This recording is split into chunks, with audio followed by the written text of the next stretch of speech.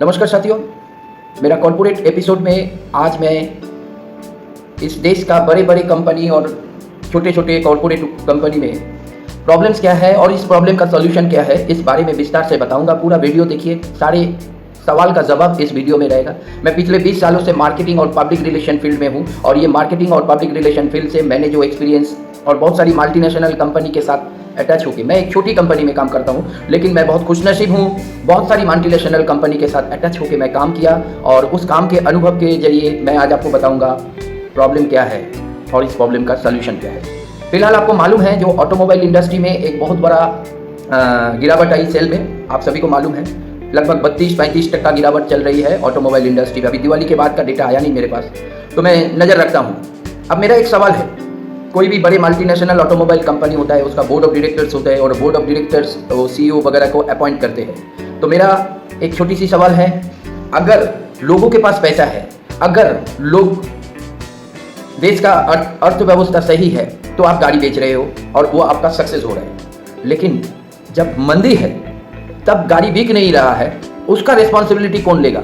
अगर आपका एबिलिटी, अगर आपका काबिलियत, अगर आपका पारदर्शिता सही मायने में रहे, तो आप तो मंदी और तेजी, इससे क्या मतलब है? इससे क्या मतलब है? बात करूंगा। देखिए, हमारे देश के ऊपर आप अगर नजर डालोगे ना, हर प्रॉब्लम, ये एक ऐसा देश है विश्व का, यहाँ हर प्रॉब्लम का सॉल्यूशन है। हर प्रॉब्लम का सॉल्यूशन है। प्रॉब्लम कहाँ है और इस प्रॉब्लम को कैसे दूर कर सकते हैं, सवाल ये है। लेकिन हमारे देश में एक बहुत बुरी सोच है। अगर आपके पास अंग्रेजी की नॉलेज नहीं है, if you can't speak English, you don't have any talent. तो आपके जितना टैलेंट है, ये बड़े बड़े बहुत सारी, अभी फिलहाल मैं बहुत सारी बड़े लोगों के साथ बात किया, तो हम हिंदी में बात कर रहे हैं क्योंकि हमको इंग्लिश नहीं आता है, लेकिन सामने वाले इंडियन होके वो हमसे अंग्रेजी में बात कर रहे हैं। देखिए, बड़े पद में है, मिनिमम एजुकेटेड नहीं है ये लोग। सुनने में बहुत खराब लगेगा। जिस जाति को अपना राष्ट्रभाषा के प्रति प्यार नहीं है, उस व्यक्ति से, उस समष्टि से आप क्या उम्मीद कर सकते हो? क्या कर सकते हो? आप देख लो, जर्मन देख लो, फ्रांस देख लो, जापान देख लो, वो भी नहीं जानता है। लेकिन ये कोई टीचिंग क्लास नहीं है, लेकिन यहाँ यही चीज में सबसे बड़ा, अच्छे सूट वूट पहन के जाओ, आप बढ़िया से इंग्लिश बोलो तो आपका टैलेंट है। लेकिन मैं पिछले 20 सालों से मार्केटिंग फील्ड में हूँ और मेरे को मैन पावर मैनेजमेंट का पूरी जानकारी है, लेकिन मैं काबिल नहीं हूँ। तो वो CEO से मेरा सवाल है, जब मंदी में आप धंधा नहीं दे पा रहे हो कंपनी को, तो कौन सा आप CEO है? क्या फायदा है आपका एजुकेशन का? आप बताओ, आपका जब मंदी आया कंपनी में, क्या अलग अलग तरीका से इस मंदी को ओवरकम करने के लिए? अमेरिका में एक सॉफ्टवेयर कंपनी है, मैंने एक वीडियो सुन रहा था, वो प्रमुख स्वामी का वीडियो, एक शिष्य ने वीडियो बनाया, बहुत अच्छा बोलते हैं, मैंने सुना। तो अमेरिकन में एक सॉफ्टवेयर कंपनी है, जिस सॉफ्टवेयर कंपनी का CEO का सैलरी है सालाना इंडियन करेंसी में 800 करोड़ रुपया। तो वो प्रमुख स्वामी का वो शिष्य जाके पूछा एक कंपनी का CEO को, जो आप लोग इतने बड़े पगार में, इतने बड़े सैलरी में जो मैन पावर हायर करते हैं, जब इंटरव्यू होता है तब इंटरव्यू में उनको क्या पूछता है? उनका तो सारा हिस्ट्री आपको मालूम है, क्योंकि वो कौन कंपनी में कितना सक्सेस दिया, क्या हुआ नहीं हुआ, ये सब तो मालूम है। आप उससे क्या सवाल पूछते हैं? तो वो कंपनी के आदमी बताया था, बोला हम ये एक ही सवाल पूछते हैं, जो आप लाइफ में कितना प्रॉब्लम्स का सामना किए और उस प्रॉब्लम से निकल के आने के लिए आपने क्या किया, बस इससे ज़्यादा सवाल नहीं पूछा जाता। उसका ही एक्सप्लेनेशन वहाँ देना पड़ता है। तो ये मंदी आई और बड़े बड़े जो CEO है, जो लोग हैं, वो रो रहे हैं, मंदी है, मंदी है, मंदी है। अरे जिंदगी का हिस्सा है अप एंड डाउन, ये तो जिंदगी का हिस्सा है, लेकिन आपका काबिलियत कहाँ है? आप क्या कर रहे हो? आपने क्या किया? कमी कहाँ है, मैं बता रहा हूँ। एक किताब मैं पढ़ता हूँ, ये मेरे लिए भगवत गीता के बराबर है, ये मेरे लिए भगवत गीता के बराबर है ये किताब मेरे को सिखाया, मैन पावर जो होते हैं एक बड़े मल्टीनेशनल कंपनी में,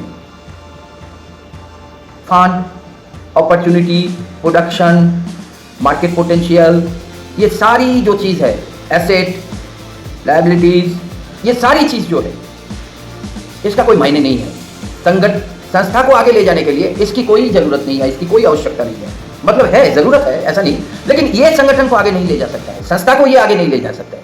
संस्था को आगे ले जाने के लिए मैन पावर सबसे बड़ा इंपॉर्टेंट होता है। अब हमें बताओ, कितना सीईओ, मैंने तो बहुत सारी मल्टीनेशनल कंपनी के साथ काम किया, जो नीचे लेवल में जो लोग आते हैं हमारे साथ मिलने के लिए, एक कंपनी का आइडेंटिटी होता है, वो लोग कंपनी का रिप्रेजेंटेटिव होता है, वो लोग के भीतर इतना अहंकार, वो लोग के भीतर इतना घमंड, वो लोग के भीतर इतना मतलब कोई दिल साफ नहीं है, ये सब चीज लेकर उस कंपनी का, और टाइम मैनेजमेंट नहीं है, पंक्चुअलिटी नहीं है, ये तमाम जो मैन पावर, तो ये प्रोडक्टिविटी, यही प्रॉफिट को इफेक्ट करता है 10 से 15, 20, 25% तक। जो ये 32% की कमी बोल रहे हैं ना बड़े बड़े कंपनी में, ये 32% की कमी के लिए यही चीज अगर इसको ठीक कर लिया जाता तो ये प्रॉब्लम को दूर कर सकते थे। तो ये काम किसका है? ये काम किसका है? ये काम सीईओ का है, ये काम मैनेजमेंट का है, लेकिन हुआ नहीं। अभी वो रो रहा है। कल मेरा सवाल ये है, अगर आप इस काम को कर नहीं पाए तो आप कौन सा सीईओ है? साहब बड़ी दुख की बात बता रहा हूं, मैंने रियल लाइफ एक्सपीरियंस बता रहा हूं, ये वीडियो को पूरा देखना, रियल लाइफ एक्सपीरियंस। हमको सब्सक्राइब की जरूरत नहीं है, सच्चाई को सुन लो, शेयर की जरूरत नहीं है, सच्चाई को, जो आप सुन रहे हो उसको सुन लो। मैंने रियल लाइफ एक्सपीरियंस देखा, मेरे भीतर एक शक्ति है, जो भी आदमी को, सामने वाले को देखता हूं ना, मैं तुरंत उसको एनालिसिस कर सकता हूं, उसका बिहेवियर को समझ सकता हूं। ये एक शक्ति ऊपर वाला ने मेरे को दिया, मेरा 20 साल के अनुभव से। मैंने ऐसा प्लांट देखा साहब, जिस प्लांट का जो टॉप ऑफिसर है उससे अच्छा सिक्योरिटी गार्ड है। अब बोलो, क्योंकि उस सिक्योरिटी गार्ड अगर उस कुर्सी में बैठे, मैं दावा के साथ कह सकता हूं उससे अच्छा प्रदर्शन करेगा, लेकिन उस सिक्योरिटी गार्ड के पास एजुकेशन नहीं है, वर्ल्ड मैनेज है, मैनेजमेंट का नेचुरल क्वालिटी उस सिक्योरिटी गार्ड के पास है, जो उस प्लांट का हेड के पास नहीं है साहब। ये रियलिटी है, और इस प्रॉब्लम से निकलने का रास्ता तब तक नहीं होगा। एक अपना ऐसा माहौल बना के रखते हैं, डरते हैं नया इंप्लीमेंट।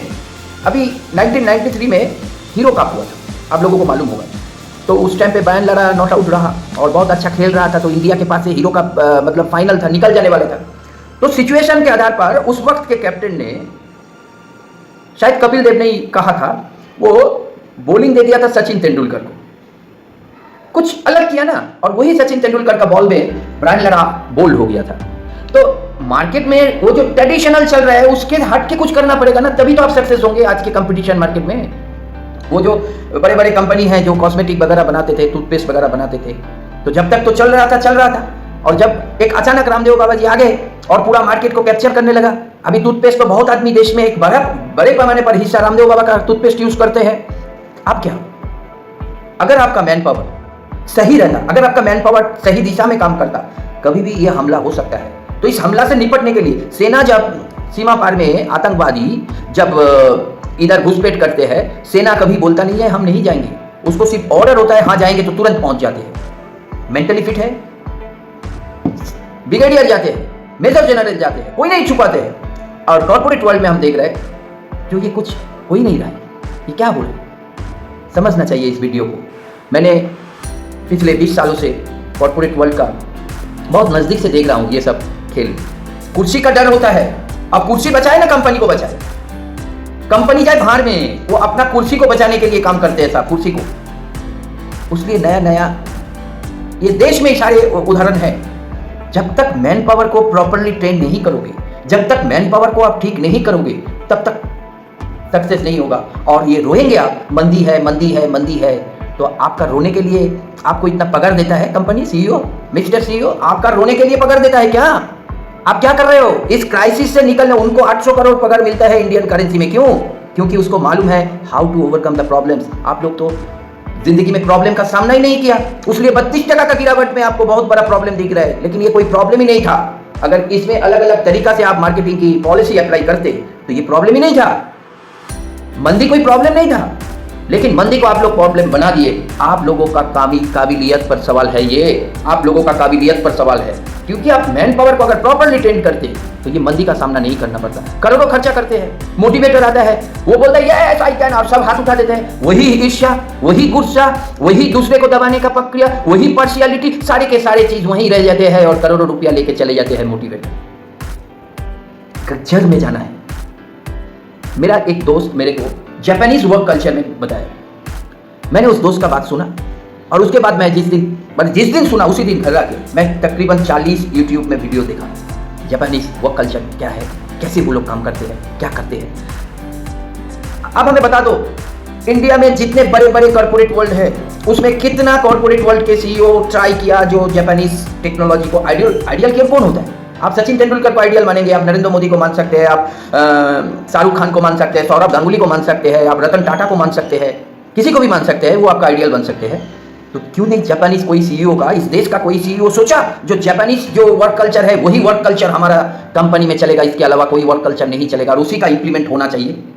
टाइम मैनेजमेंट, नेशन के प्रति प्यार। आप यूट्यूब में जाके देखो जापानीज वर्क कल्चर, आप हैरान हो जाओगे क्यों हिरोशिमा और नागासाकी में बॉम्ब गिरने के बाद भी, और एशिया का एकमात्र कंट्री है जो रशिया को अटैक किया और सब कुछ संभाल के जापान इतना आगे है, क्योंकि वहां ईर्ष्या, गुस्सा, ऑफिस पॉलिटिक्स ये सब में वो लोग बिजी नहीं रहते हैं, वो अपना काम करते हैं और नेशन के प्रति काम करते हैं। काम को जब तक आप नेशन के साथ नहीं जोड़ोगे, काम को वो वर्कर को जब तक आप नहीं समझाएंगे कि -40 डिग्री टेम्परेचर में सियाचिन में हमारा सोल्जर्स जो सीमा का रक्षा कर रहे हैं वो है हमारा सेना, और हमारा देश का इकोनॉमी का रक्षा करना जिम्मेदारी हम लोगों के पास है, और ये इकोनॉमी को रक्षा करने में आप है सबसे सामने, जो मैन पावर नीचे है, आप सबसे बड़ा सेना है और आप इस देश का इकोनॉमिक सोल्जर है, आपका रेस्पॉन्सिबिलिटी बहुत बड़ा है। ये चीज जब तक आप मैन पावर को नहीं समझाएंगे, हम तो क्लास 12 पास है सर, मेरे को ये चीज समझ में आ गया, लेकिन इस बड़े बड़े मल्टीनेशनल कंपनी का सीईओ और वगैरह वगैरह लोगों को नहीं आया। यही बड़ी दुख की बात है। नमस्कार, अच्छा लगे